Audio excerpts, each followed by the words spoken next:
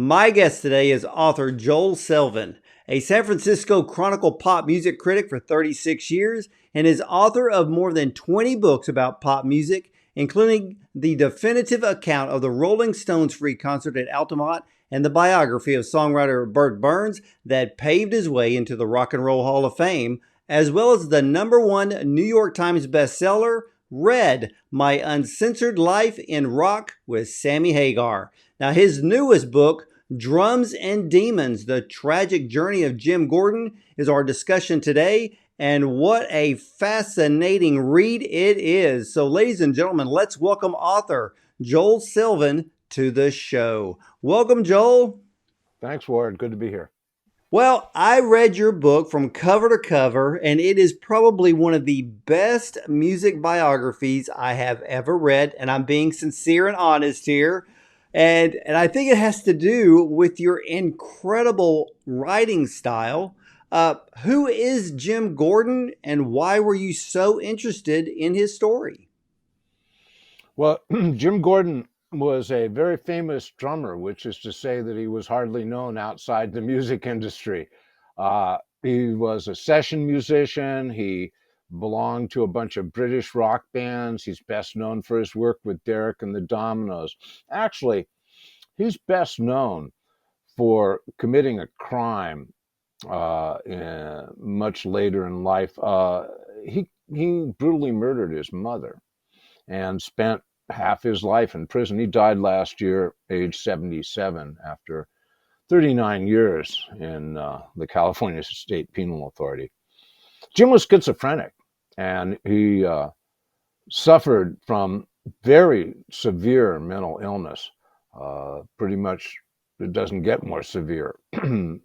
So the book was, on one hand, a careful consideration of Jim's career as a musician. And that's tricky because he was a sideman who played on other people's records. So his music is embedded in about 1,000 people's records. And then secondly, a rather granular account of how he was overcome by mental illness and led to this horrible conclusion. Well, did you have any difficulty in compiling the research from those who had professional and personal friendships with Jim Gordon? Oh yeah, there was a lot of pushback. Uh, there were a lot of people that just didn't want to talk about it.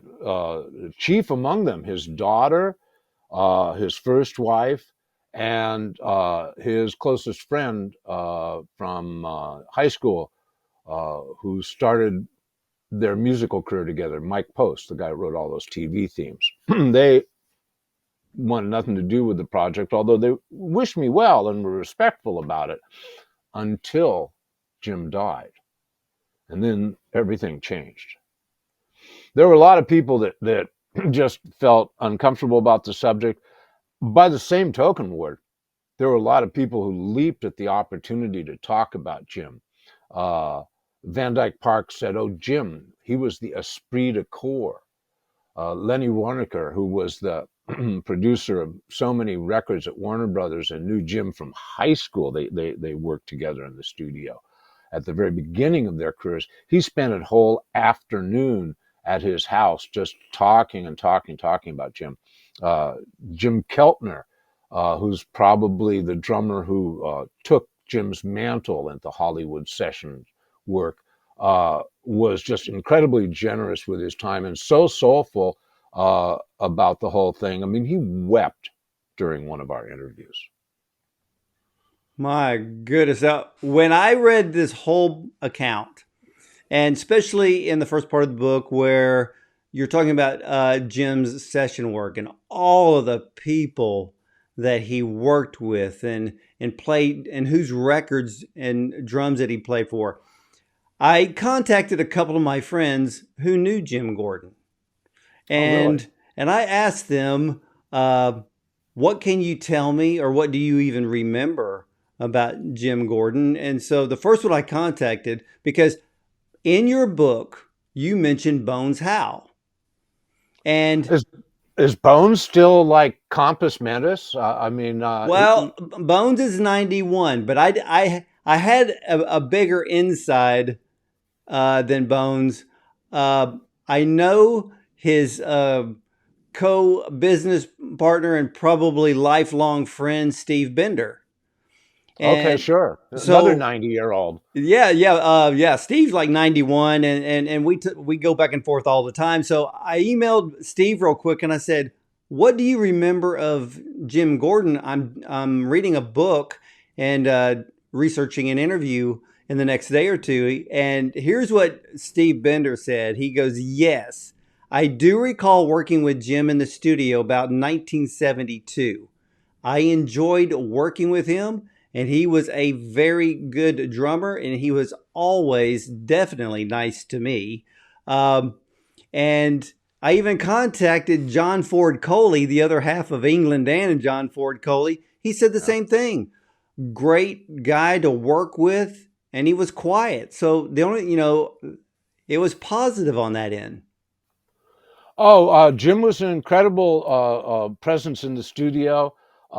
He played what, 3 sessions a day, 6 days a week for years and years and years.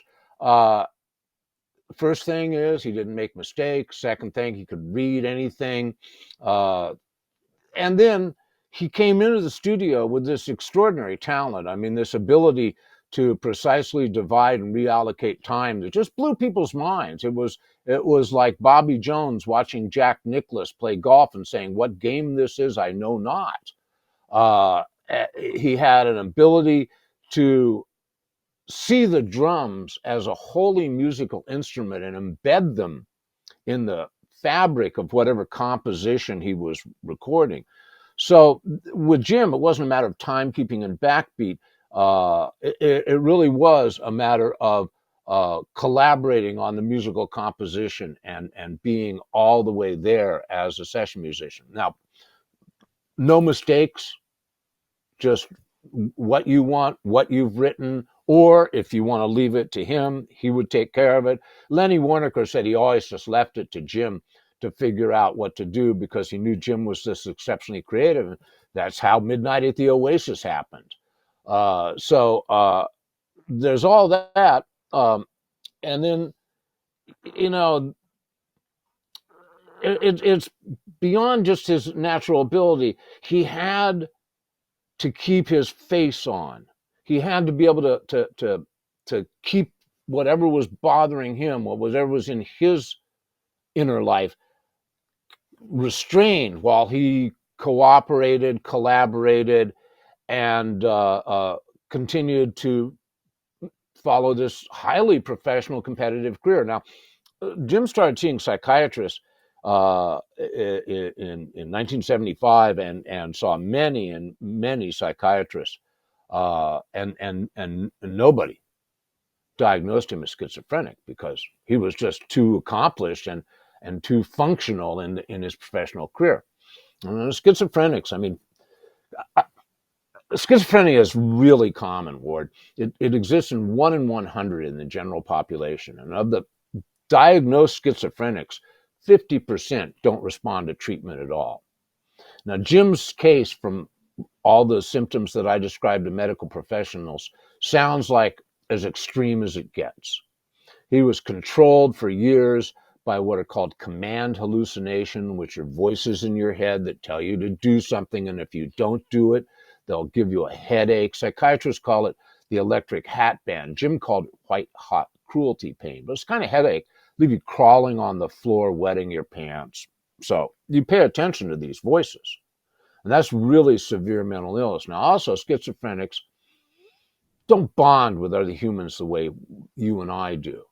So relationships are all fraught, and professional relationships, which are often the most superficial of our human relationships, they were handled with like a mask, like with a little compliant smile, a collaborative attitude, and a personality that people inevitably described as upbeat and uh, cheerful.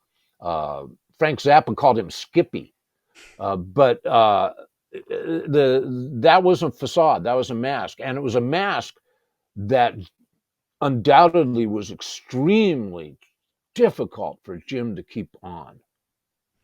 It slipped from time to time. There were Oh, little yeah, because outbursts. one of the things that I noticed that when you mentioned in the book the numerous psychiatrist treatment plans that he would visit, in the beginning, he never said a word about the voices.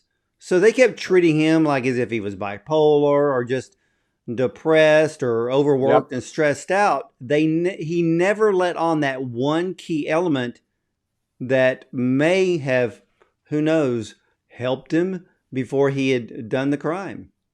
So he had a fairly satisfactory appointment with a new shrink, and he decided, well, went well. Maybe the voices will let me have a bite to eat because they controlled his eating. So he went and got a little box of chicken at Kentucky Fried Chicken, and they wouldn't let him eat. So he stood on a paved phone on Ventura Boulevard, and he called this guy back. And it was like, what, half hour after he left his office, and started spilling to him about the voices in his head. And this psychiatrist told him to come right back and put him immediately into residential treatment. Jim was there for 2 months, uh, checked out against medical advice, found no improvement in his condition, went home and took an overdose of sleeping pill, attempting suicide. His mother found him, took him back to the residential treatment program. He told the psychiatrist that the voices didn't care whether he lived or died. Hmm. Well, let me ask you this, because how deep into your research did you start seeing this mental health struggle come to light? Well, we knew about that from reading the news accounts of the time. At his trial, 6 psychiatrists testified that Jim was insane, and they all recognized the schizophrenia now, including people who had treated him before. Uh, so we knew that was part of it.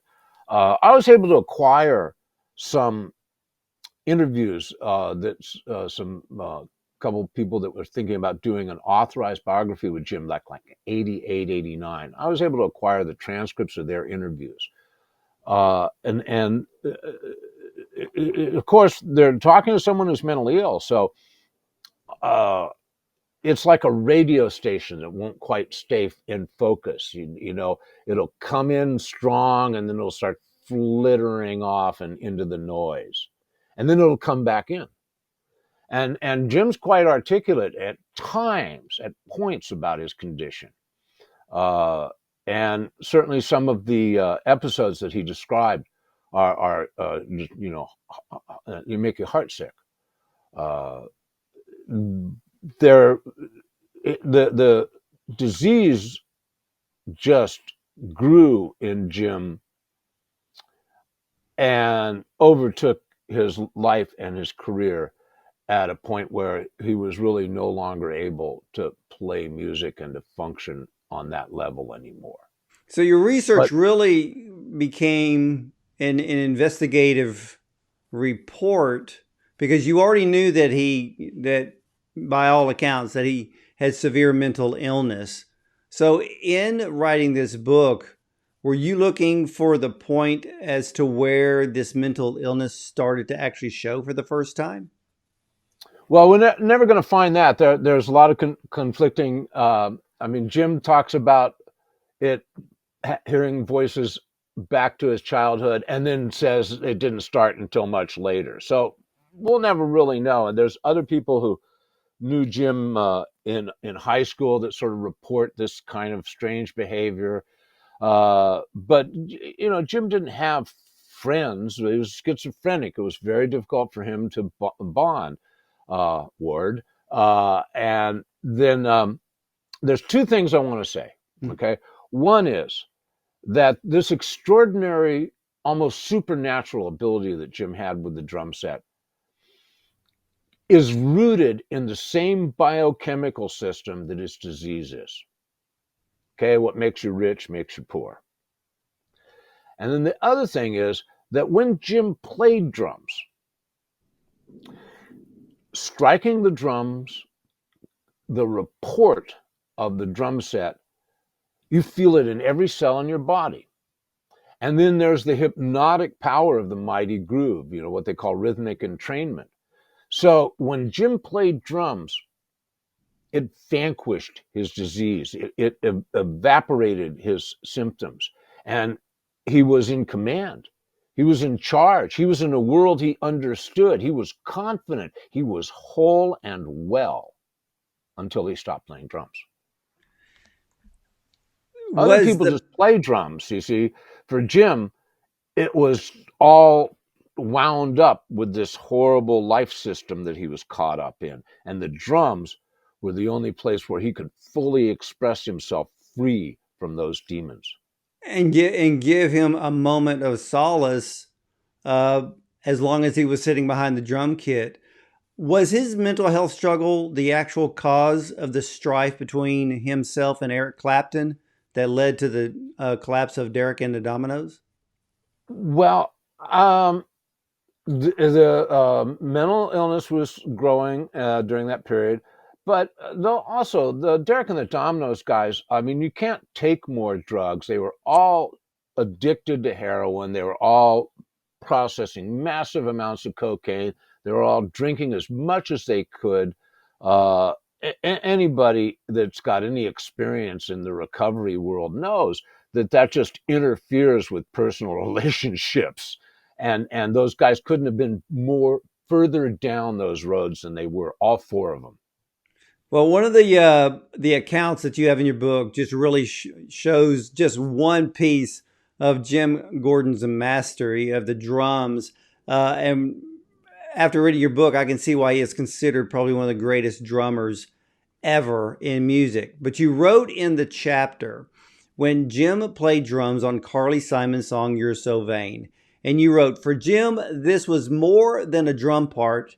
There were no written score sheets or no click track. He saw the composition as one whole piece and worked to serve the music." But he did that on every song he played on, didn't he? Yes, that's right. He did not play drums like a blues man, although he did when it called like on the John Lee Hooker record. He's just dun, dun, dun, dun.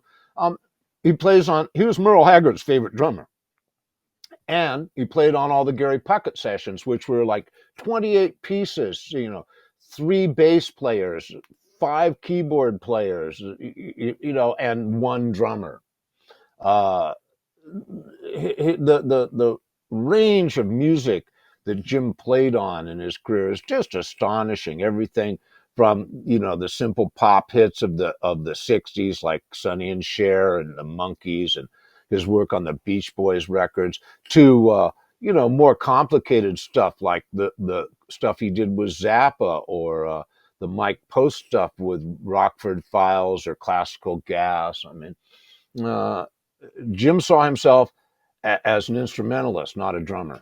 And when there's very few Jim Gordon interviews, but the one that in which he was asked to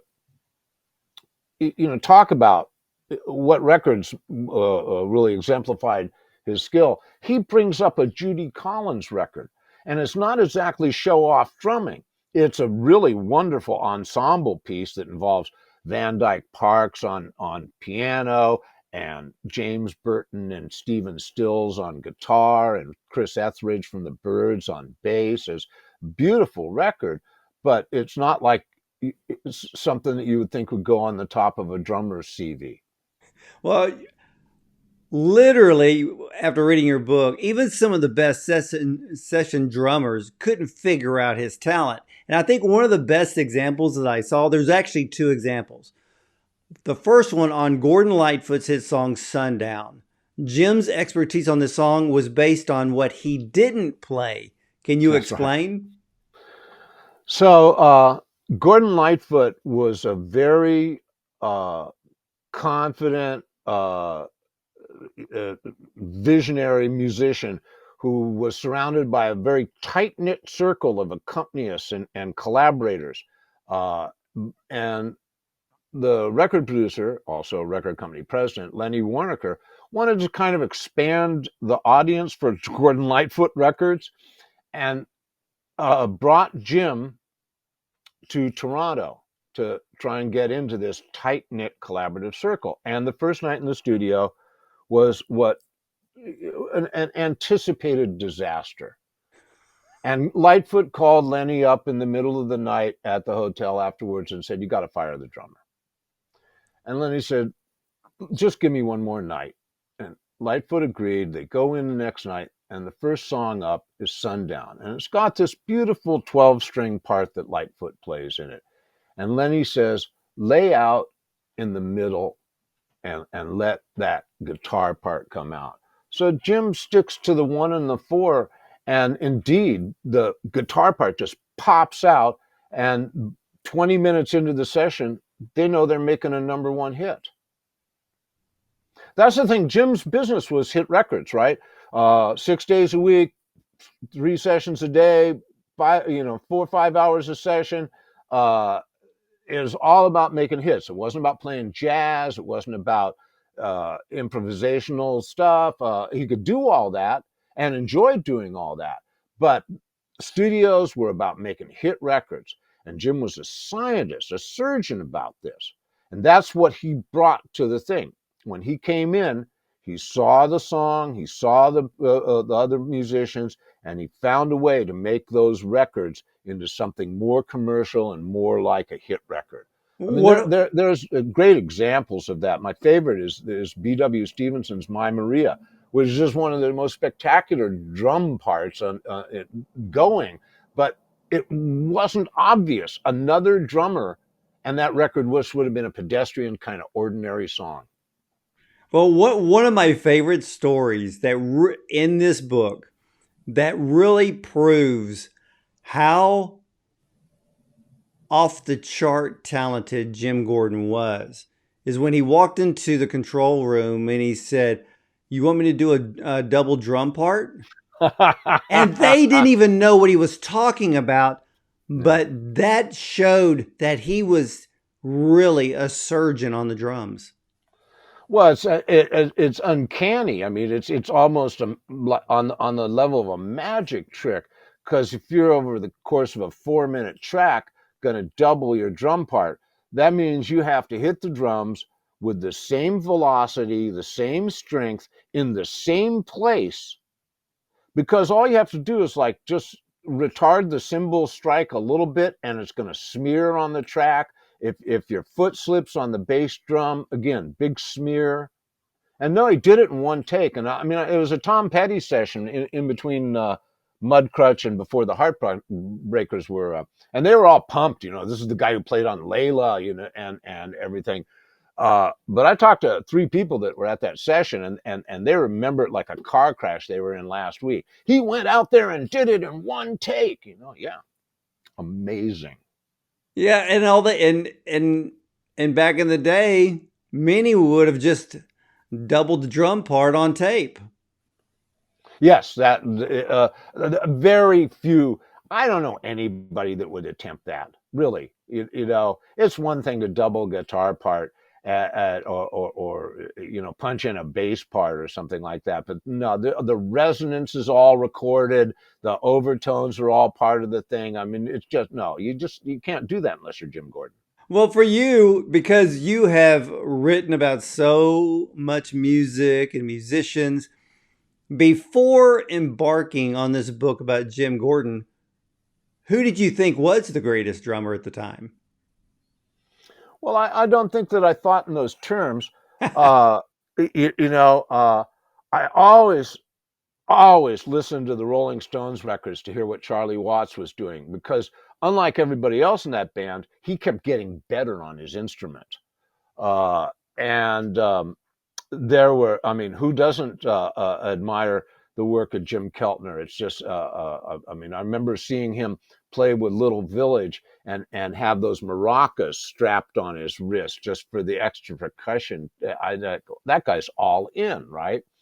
And there's so many wonderful drummers that have done so many great things. And we haven't mentioned the name Hal Blaine here, have we? Hal Blaine was the guy that laid the tracks in Hollywood. He was the guy who brought Jim in from the Everly Brothers and introduced him around to the Beach Boys and this session and that session. And Hal has played on more hit records than any other musician in the business. He's in the Guinness Book of World Records for that. And he's quite marvelous. But the distinction I try to make and also the East Coast Hal Blaine, who never gets mentioned, is a guy named Gary Chester. Man, Burt Bacharach wouldn't do a session without Gary Chester.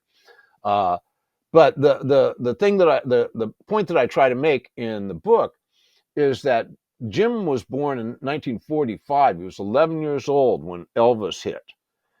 All these other guys were older, and they were very much under the sway of a dominant figure of the drums, which was Gene Krupa. And Gene Krupa, I mean, go into a little bit about how important Gene Krupa was to the development of the modern drum set, but really, he just set the style and the sound and the tone for a generation of drummers. And that would include Hal Blaine, his counterpart Earl Palmer, Gary Chester. Gary Chester was actually took lessons from Krupa. He traveled with Krupa. So Jim was a rock and roll drummer. He was not coming into this through listening to big band jazz drumming. He came into it because he loved rock and roll. And his first job out of high school, the day after high school, he went on the road with the Everly Brothers. Yeah, this is what I loved about reading your book. You give us this very deep musical background of not only Jim Gordon, but also the other people in the book. It could be Eric Clapton, the numerous producers. You bring us so much incredible detail that I was even shocked on how many top recording artists appeared on other people's albums that I don't think most of the public even knew who was singing background. And so Yeah. I found the history just incredibly amazing. And then I love the way that you balanced Jim's mental struggles. You bring up his relationship with his mother, his father, a bit with his brother. But I have to ask you, because why was Jim so fixated on his mother, or the voices in his head telling him it's his mother controlling his life?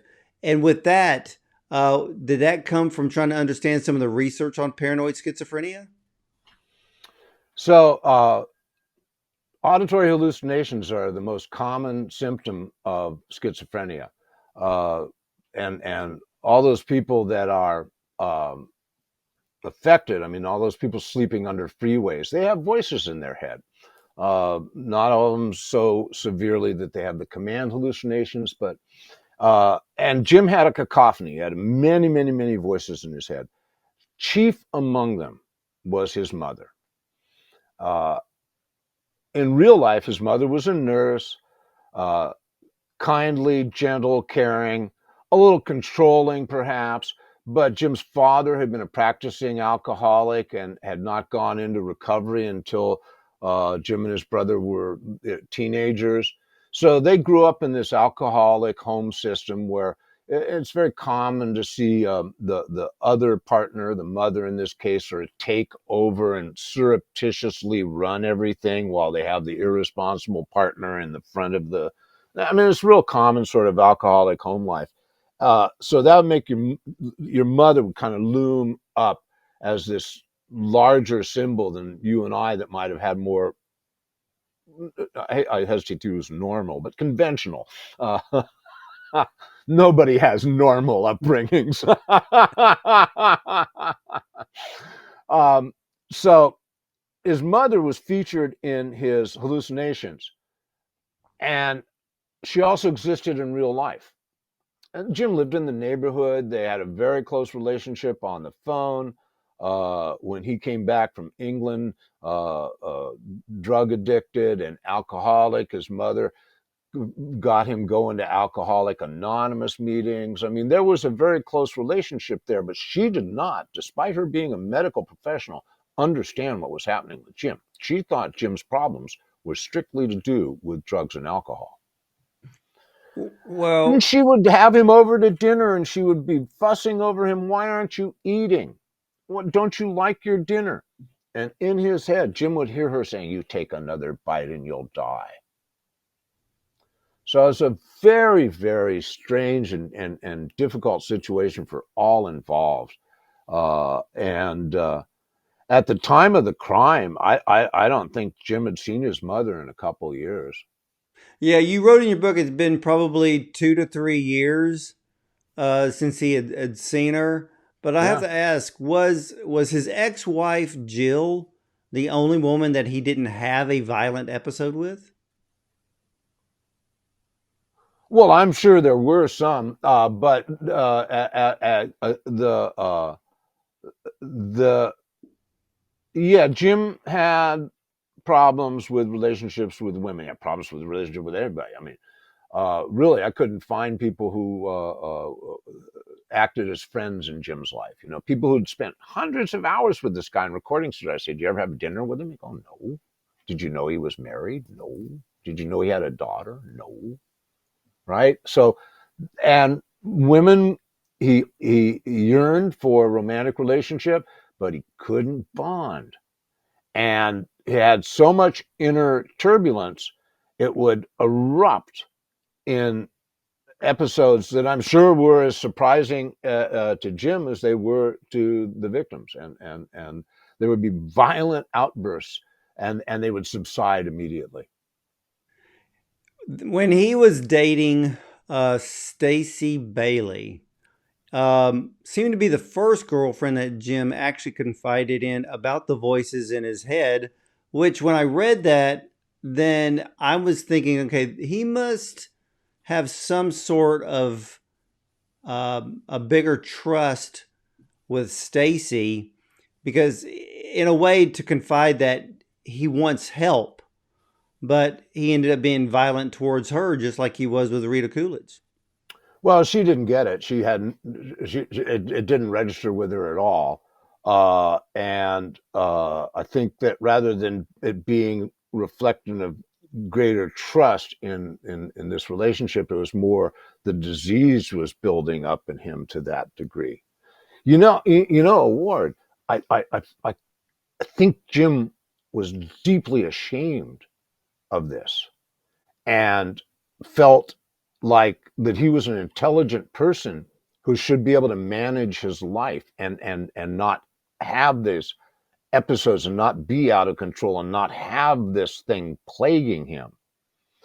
And he put so much effort into disguising it, into hiding it, to pressing it down, that it couldn't help but like erupt occasionally.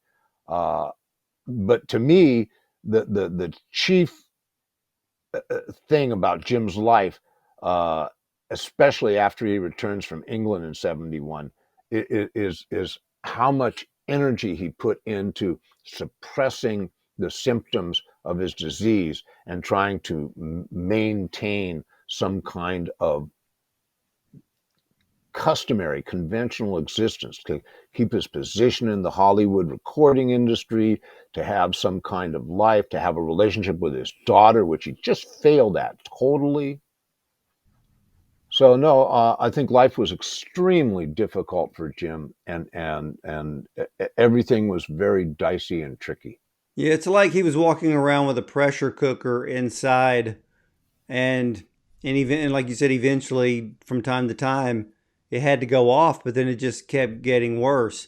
How did you come across Jim's diary writings that he wrote about his mental health issues? Well, I said earlier that I had acquired some research from people that had done a uh, authorized biography with Jim. They didn't complete the project. They were not professionals. They wanted to be professionals, but that I think Jim liked that they were females and visiting him in jail and but he gave them full access to everything. Uh, they didn't know what they had. Like I talked to one of the gals, I said, "Whoa, you had access to his diaries?" And she said, "Yeah, they weren't that useful. It was just mostly his studio dates." Yeah, not useful at all, right? But I met these gals 30 years ago, and they had just given up on the book. One of them was moving to Texas, and the other was moving to Montana. Uh, it, one of them didn't care. I tried to acquire the research at that point, and one of them didn't care, and the other one, it was too personal. She couldn't let it go. And about 30 years later, I'm talking to an editor at a New York publishing house that I'd done a couple books with, and Matt said, "Well, you know, your next book should be rock and roll and crime." And I mean, that just went being Jim Gordon in my head. So I tracked down one of these gals, and yeah, you know, now they're a little bit. 30 years later, they were more willing to give it up. So I'm acquired their research and knew that I had the nut of a book and that I needed to research out from that. But they had really exquisite insights into the details of Jim's daily life. Uh, that whole thing with the gold records and you know, just Well, and that opened up all the other avenues for me to go down, like, oh, Chadney's, you know, I did know you ever those go guys. try to see Jim? Jim was unresponsive to any of my entreaties. That's rather typical of latter stage schizophrenics. Talked to people that served with Jim, and he was a remote figure on the yard. He didn't socialize. He didn't have to work because the royalties from Layla made him the wealthiest prisoner in the California State Penal Authority. So he didn't have to work in the laundry or any loathsome thing like that. He just sat around and smoked cigarettes, spent a lot of time in his cell. He would occasionally sit in with prison bands, but he did not partake in musical enterprise. Everybody knew who he was, right? And that, you know, this guy was there that had been Eric Clapton's drummer, but those days were through for him. Wow, I was wondering as I was reading your book if Jim had ever picked up drumsticks in prison, but obviously not. But also too, California's Proposition 8, did it actually work against Jim because he was classified as medically insane by the five doctors at his murder trial, but the law said he didn't qualify as such. Is that true? That's correct.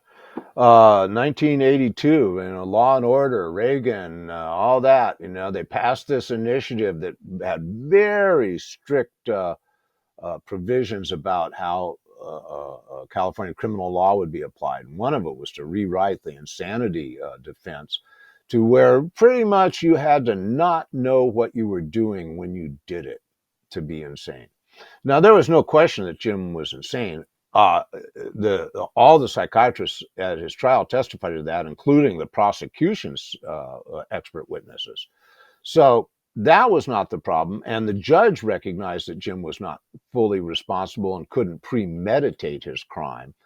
Uh, but there was no way that Jim was going to get diverted. And that's just an incredible miscarriage of justice because this was somebody who could have afforded the kind of private care that he would have benefited most from. And that was a lifetime deal anyway. Jim was not going to be going back to work. So it was an incredible miscarriage. His lawyer is still furious about it, but that was the deal. And the judge uh, sentenced Jim to, found him guilty of second degree murder and sentenced him to 16 years to life, which means that his parole hearing started around 12 years in, and Jim never attended a parole hearing. Uh, in fact, he would take steps, I'm told, to undermine his parole. As it came up, he would stop going to talk therapy or go off his meds or, you know, something that would disqualify him. He didn't want out. Clearly, he was in prison. He wasn't cured. and there was some kind of sense of safety of being out of the struggle. That's what And I I'll was. Yeah, tell you something funny is that in one of the interviews with the gals, he tells them he likes the food. I mean, well, I was surprised to learn that Jim was eligible for parole only 7 years after his conviction. But like you said, he never showed up for any of his parole hearings, which really, you answered my question. I think Jim felt safe because wasn't that prison actually a prison hospital? he was in yes, prison hospitals. In order to qualify for that, you have to sign an agreement that you'll take the drugs they give you, and we can only imagine, how what they do to keep those people cooled. Uh, and so he took his meds every morning and hung out there in some sort of twilight shape. And he was initially at a Atascadero, which was a prison that was started in the 50s for sexual deviants. It was just it was a hellhole of incredible proportions. And then he wound up at Vacaville, which was an intake prison that during the AIDS epidemic was converted to a hospital prison. And that's where he spent the rest of his sentence and died there last March. Interestingly, Phil Spector was also at Vacaville and died there. I don't know if they crossed paths or not. Wow, that would have been an interesting conversation if a conversation even happened. Really, uh, you know, a couple of mentally ill people in jail for murder that used to be, king of the hill. Pretty amazing. Exactly. And this book, Joel, again, I absolutely loved it. Every page. I mean, it's like reading rock history with a tragic overtone. And Well, it's certainly important for us as a society to be more compassionate and understanding of mental illness. It's around us in abundance. And the basic approach to it is to just avert your eyes. And that is not helping us as move along as a society. And you know, I'm sure it's like it is in San Francisco and Houston. You got people sleeping on the streets every night, and 80% of them are mentally ill, and 80% of them are drug addicted. I'll leave you to do the Venn diagram on that. But what I wanted to do was I wanted to restore Jim to a rightful place in rock history. You know, that paragon of musical excellence, Rolling Stone magazine, has a list out on the internet of the greatest drummers. And Jim is number 59. Number 58 is Sheila E. Okay? I mean, I like Glamorous Life as much as anybody. I don't think she plays drums on it. I think that's Prince. But no, Sheila E.'s contribution is not on a par with Jim. So I wanted to restore Jim's career to him. I wanted to give it back to him. And I wanted people to understand just how catastrophic mental illness can be. And I wanted them to understand it in detail. I wanted them to feel that of him taking those drums out to the dumpster and just feeling how bereft and how despairing and how lost Jim truly was, and understand that that's how people get. you did. You did it with such excellence, brilliance. Um, your writing style is one of the best I've ever seen. And I read so many biographies and interview legendary recording artists to get the backstories. But the way you write is just makes. I bet I read your book in 2 days because I couldn't put it down because I'm like, I want to know what's going to happen. I wanted to get to the next chapter because you built the story of Jim Gordon brick by brick. I don't think you left one thing. I'm sure you probably have 10,000 more pages of notes that you could probably made it 3 volumes long if you wanted to, but the publisher was going to say no to that. But it is a book that anybody who loves rock history has to have. And I'm glad for one thing, because I felt the same way, to put Jim Gordon in his rightful place. And if Rolling Stones would ever get their head out of their behind, they need to stop doing top 100 lists because they get it wrong every single time.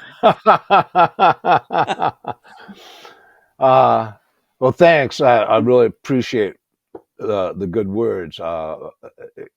Jim caught hold of me. I mean, it started out a book, and then it ended up like this emotional crusade. I real quickly became aware how little compassion and understanding Jim received in his lifetime, and felt like compelled to get in there and find out. I mean, you can't be sympathetic to somebody who kills his mother, but you can be empathetic.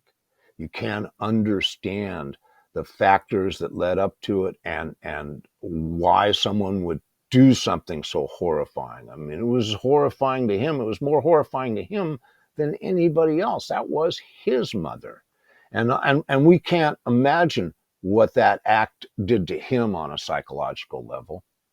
Well, yeah, and the thing that I loved too with the way that you wrote about Jim Gordon was that people who love music history, we need to appreciate Jim Gordon's contributions to music. Yes, the latter part of his life was horrific. His mental illness is was literally off the charts, but he was a talent that I think even today is still unmatched because he went beyond, like you said, he went beyond to being a drummer. He was an instrumentalist. He was a music mind reader when he walked into the studio. That's true. That's true. And People told me that. Yeah. I talked to one guy who told me about running down a song in the studio with the band, and he's always used to drummers just kick drumming the four when they run it down, right? And Jim starts in on the downbeat and plays the whole thing and has fills and knows what the piano player is going to do before the piano player knows. Yeah, he's a musical mind reader and a magical drummer. I have a Spotify playlist out there, Drums and Demons. That's drums ampersand demons, and it's 4.5 hours, 100 songs, and it just scratches the surface.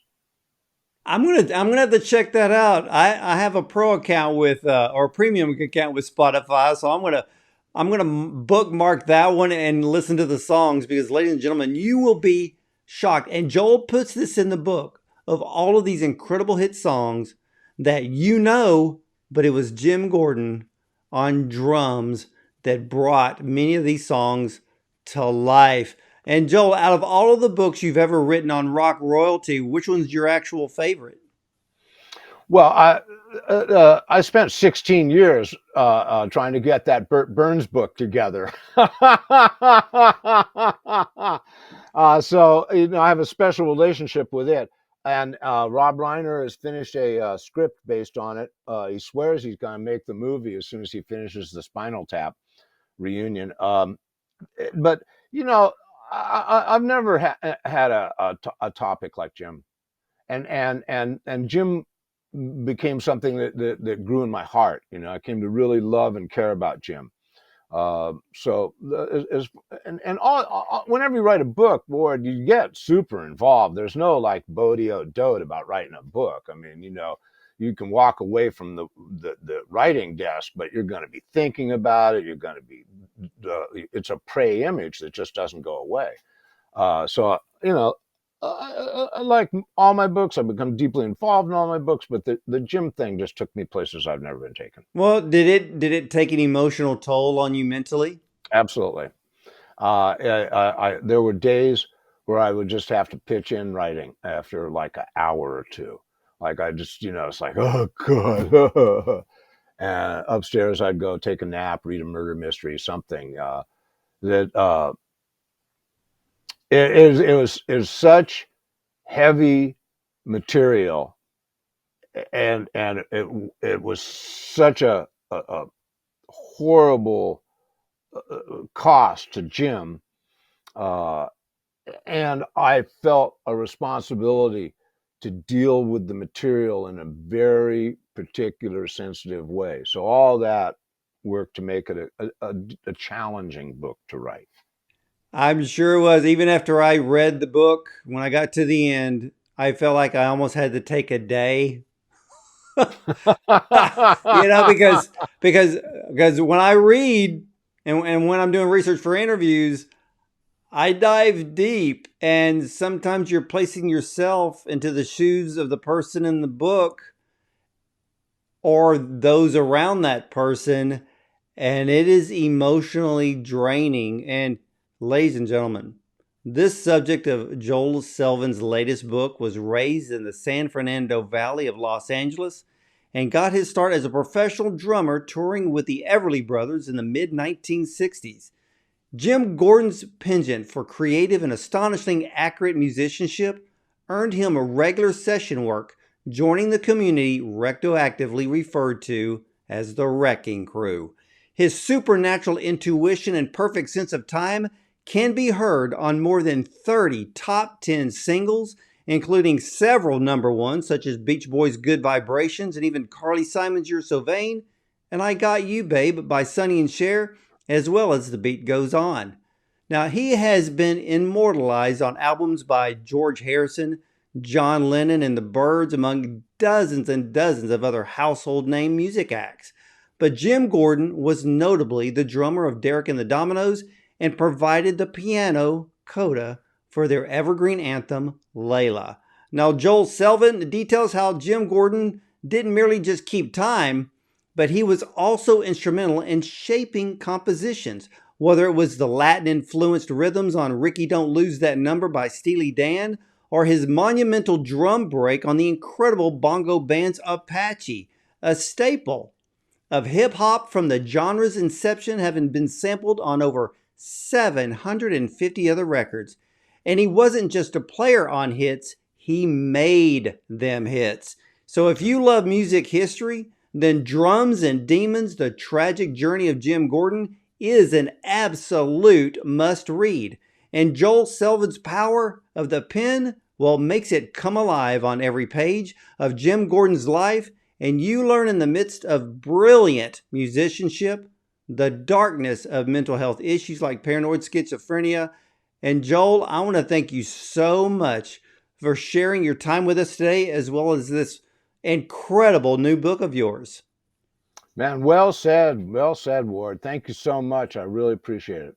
You're very welcome. And ladies and gentlemen, Drums and Demons, The Tragic Journey of Jim Gordon is available now. And I encourage you, be a reader. Be a reader like me, because you'll only learn what's around you and what's behind you, and who knows what could be in front of you if you just take time to read. And one of my favorites is always reading biographies. I love learning about other people, but this one, if you are a music buff, it needs to be in your collection. But don't just look at it, open it up, and you're going to learn more things than you'll ever know. And you'll probably jumping on Joel Selvin's Drums and Demons Spotify list just to go back to listen to every song. But this time, you'll be listening to every song with a different ear. So, ladies and gentlemen, thank you for watching and listening. Please subscribe to our YouTube channel, as well as our dozen audio platforms such as Spotify and iTunes. And, well, have an amazing day, and I'll see you next time.